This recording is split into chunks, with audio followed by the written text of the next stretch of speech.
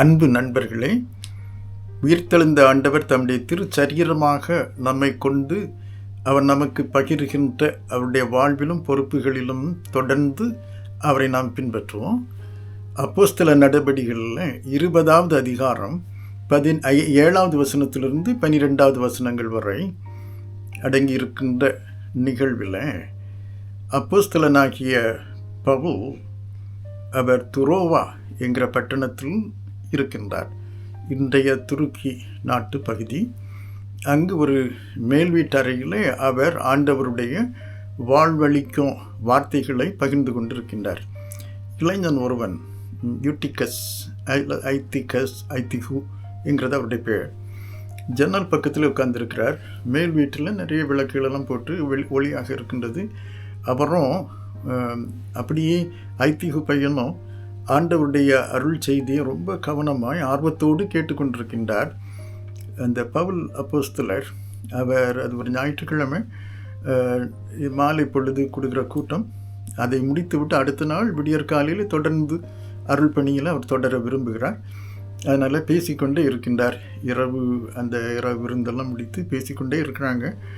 அந்த பேச்சில் இவர் கவனமாக கேட்டுட்டு இருக்கிறாங்க. ஐத்திக்கு ஏதோ அவருடைய உடல் களைப்பு இரவு நெடுநேரம் ஆனதுனாலோ இல்லை என்றால் உள்ளத்தில் உள்ள பல அழுத்தங்களினாலேயோ சோர்வுற்று அந்த 3வது மாடியிலிருந்து கீழே விழுந்து மரித்து போனதாக எடுக்கிறாங்க.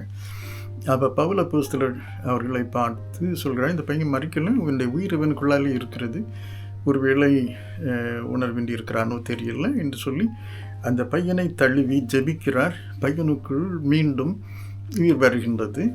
அதை தொடர்ந்து மீண்டும் பவுல் அப்போஸ்தலன் அந்த உடன் பற்றுறுதியாளர்கள் அல்லது விசுவாசிகளோடு கூட சேர்ந்து பேசிக்கொண்டே இருக்கின்றார். ஆண்டவர் தன்னுடைய வாழ்க்கையிலே உயிர்த்தெழுந்த ஆண்டவர் நம்மை இன்று அவரோடு தொடர்பு கொள்ள வைத்து அவர் தலை நாம் சரீரமாக நின்று அவருடைய வாழ்வில் அவருடைய வல்லமையில் பங்கெடுத்து நற்சான்று பகர வைக்கின்றார். இல்லை என்றால் ஆண்டவருடைய ஆளுகையின் பொறுப்புகளை நிறைவேற்ற வைக்கின்றார் என்கிற முறையில் பேசி கொண்டிருக்கின்றார். ஆண்டவர் எப்படி தன்னை ஆண்டவர் அந்த தமஸ்கு பாதையில் சந்தித்து பாவத்தின் பிடியிலிருந்து விடுவித்து அந்த மரணம் போன்ற பார்க்க முடியாத பிறரை புரிந்து கொள்ள முடியாத அனுபவங்களிலிருந்து விடுவித்தார். எப்படி how he experienced a transformation in his own life என்கிறதை அவர் தெளிவுபடுத்தி கொண்டிருக்கிறார்.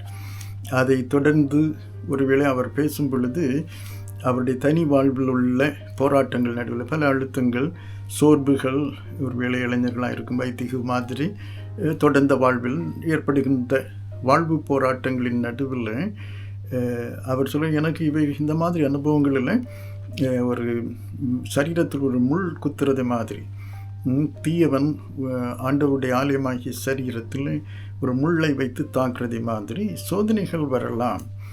ஆனாலும் நான் அந்த வேதனைகள் மாறணும்னு ஜெபித்தேன். 3 முறை கேட்டும் ஆண்டவர் மாற்றல.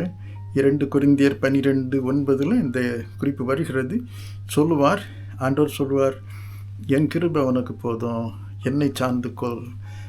உன்னுடைய பலவீனம் வரும் பொழுது நான் உனக்கு என்னுடைய வல்லமையை உனக்குள் பகிர்கிறேன் என்கிறதே உணர்வாய். அதனால் நீ தொடர்ந்து போய் ஆண்டவருக்காக நீ தொடர்ந்து செயல்படு என்று சொன்னதாக சொல்லுவார்.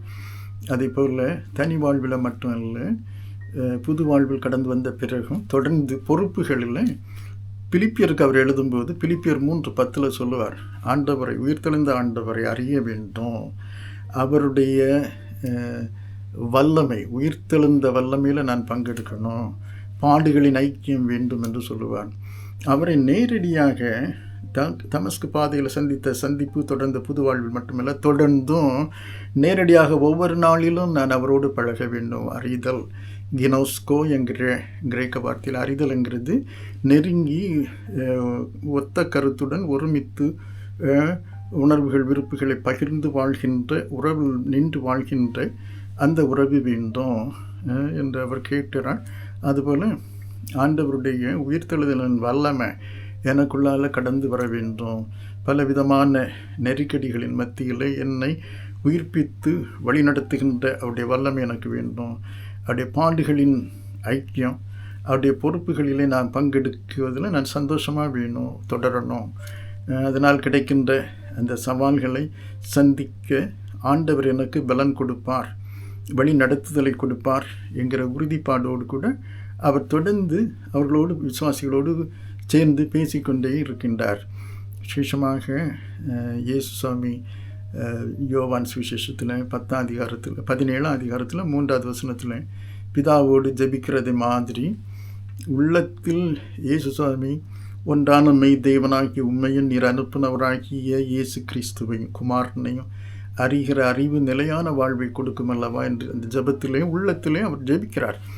அதை போன்றே மெய் இறைவனாய் நம்மளை படைத்து பராமரிக்கிற ஆண்டவர் அவரை எப்படி குமாரனை அனுப்பினார், அதே அனுப்புதலில் நான் எப்படி பங்கெடுக்க வேண்டும் என்கிற அவருடைய இந்த பிதா குமாரன் பரிசுத்த ஆவியானவருடைய ஒருமைப்பாடு, அவருடைய அந்த இயக்கம், அன்பு இயக்கம், இந்த பொறுப்புகளில் அனுப்புகின்ற கிருபைகள், இவைகளெல்லாம் எனக்கு வேண்டும் என்கிற அடிப்படையில் அந்த பிலிப்பியர் 3:10 உன்னுடைய பாடுகளில் பங்குகள் எனக்கு வேணும், உன்னுடைய உயிர்த்தெழுதலின் வல்லமை வேண்டும் என்று தொடர்ந்து பேசுகிறதை விளக்கி கொடுத்து கொண்டிருந்திருக்கிறார். அப்போது விடியற்காலம் வரைக்கும் அவங்க பேசி கொண்டிருக்கிறாங்க துரோவ பட்டணத்தில் இந்த மேல் வீட்டறையில். காலையில் சந்தோஷமாக தொடர்ந்த பொறுப்புகளுக்கு கடந்து செல்கிறாங்க.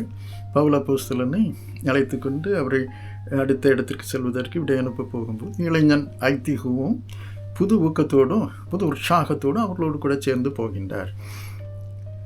தாவீது ராஜா சொன்ன 143 சங்கீதத்தில் அந்த 8வது வசனம் என்று நினைக்கிறேன், ஆண்டவரே உம்முடைய கிருபையை நான் கேட்க செய்யும், உம்முடைய கிருபை நிறைந்த உம்முடைய பிரசன்னத்தை பார்க்கணும், உம்முடைய கிருபையின் பலவிதமான இயக்கங்களை நான் கேட்க வேண்டும் காலையில்.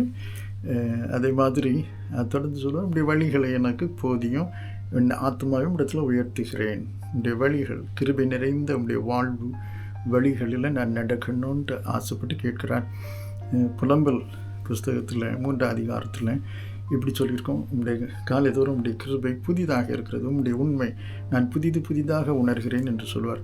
காலையில் நாம் ஆண்டவருடைய புதிய மன்னிப்பு, புது வாழ்வின் அடுத்த அனுபவங்களை பார்க்கும் பொழுது ஒவ்வொரு நாளிலும் காலையில் இல்லை என்றால் புதிய பொறுப்புகளை நாம் தொடர்ந்து செய்யும்போது, தொடங்கி ஒவ்வொரு நாளும் புதிய காரியங்களை செய்யும் பொழுது ஆண்டவர் நம்ம எப்படி புதுப்பிக்கின்றார். ஒரு புதிய இருதயத்துக்கு புதிய ஸ்லேட் மாதிரி தந்து ஒரு புதிய வரலாறை, புதிய உறவுகள், புதிய பொறுப்புகளில் நம்மை வழி நடத்துகிறார் என்கிறதை உணர்வது ரொம்ப நல்லது. அதுபோல் காலையில் அல்லது ஒவ்வொரு புதிய கட்டங்களிலும் ஆண்டவர் நம்முடைய பலவிதமான பொறுப்புகளில் சவால்களின் நடுவில் நம்ம எப்படி ஃபோக்கஸ் பண்ணி முன்னால் செல்ல வைக்கின்றார் என்கிறதை பார்க்கிறதும், இல்லைன்னா சில பொறுப்புகளில் ஆவியின் கனி நம்மள வரணும், அன்பு, சந்தோஷம், பொறுமைங்கிற பண்புகள் வரணும். இவைகளுக்காக நாம் ஜெபிப்பதும், காலையில் ஆண்டோடைய ப்ரெசன்ஸை தனியாகவும் குடும்பங்களாகவும் திருச்சபையாகவும் உணர்ந்து எல்லா இந்த நம்ம பார்க்கின்ற பிற மனிதர்கள், இயற்கை, தொடர்ந்த அனுபவங்களில் ஒவ்வொன்றிலும் நாம் பார்த்து ஆண்டவர் நம்மை பொறுப்புகளுக்குள் I love you, you move forward என்று சொல்கிற மாதிரி, நான் உன்னை நேசிக்கிறேன், என் அன்பில் ஒரு குறைவும் இல்லை, நீ முன்னாலே போ, கர்த்தர் நன்மையாக இருக்கிறார், அவர் என்னையினால் அபிஷேகித்து மீண்டும் அனுப்புகிறார் பொறுப்புகளில், என்னுடைய பாத்திரம் நிரம்பி வழிகிறதுங்கிற அனுபவத்தில் நாம் ஒவ்வொரு நாளையும் தொடரும் பொழுதும் அல்லது புதிய கட்டங்களிலும் ஆண்டவரோடு கூட இணைந்து அவரை பின்பற்றி நாம் முன்னேறுவோம். ஆண்டவர் நம்மை ஆசீர்வதிப்பார், பிறருக்கு ஆசீர்வாதமாக நடத்துவார். ஜெபிப்போம்.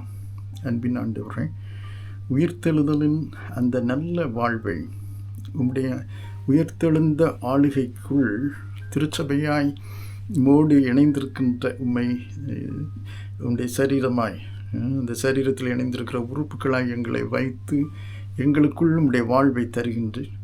உம்முடைய பொறுப்புகளை உலகில் நாங்கள் தொடர்ந்து உம்முடைய மறு வருகை வரைக்கும், வாழ்வின் நிறைவு வரைக்கும், வரலாற்றின் அந்த இறுதி நிமிடம் வரைக்கும் உலகில் நாங்கள் நிறைவேற்றத்தக்கதாய் இந்த வாழ்வில் எங்களுக்கு பங்கை தருகின்றீர். அந்த பங்கை ஒவ்வொரு நாள் காலையிலும் தொடர்ந்து ஒவ்வொரு கட்டத்திலும் நீர் எங்களுக்கு தர இருப்பதனால் நமக்கு நன்றி செலுத்துகிறோம். துரோவ பட்டணத்தில் ஐத்திகு பையன் இளைஞன் மாதிரியும் அந்த இளைஞரோடு சேர்ந்த பிற விசுவாசிகள் மாதிரியும் இணைந்து நின்று உம்மை துதிக்க, நெருக்கங்கள் துன்பங்களின் மத்தியிலும் எங்களிலே முளைக்க வைக்கின்ற உம்முடைய விசுவாசம் தலைக்கத்தக்கதாய் உம்மை சார்ந்து கொள்ள, ஒன்றித்து செயல்பட, மகிமைப்படுத்த குடும்பங்களிலும் வெளியிலும் திருச்சபைகளிலும் கர்த்தர் எங்களுக்கு துணை தாரோம். எங்களுக்காக எங்களை பாவத்திலிருந்து விடுவித்து மரணத்தை முற்றிலுமாய் வென்று இந்த வெற்றியை பகிர்ந்து இன்றைக்கும் வெற்றி நிறைந்த உம்முடைய பொறுப்புகளில் வழி நடத்துகின்ற எங்கள் ஆண்டவர் இயேசு கிறிஸ்துவின் பெயரில் நாங்கள் கேட்கின்றோம். எங்களுடைய மன்றாட்டை கேளும் நல்ல பிதாவே. ஆமீன், ஆமீன்.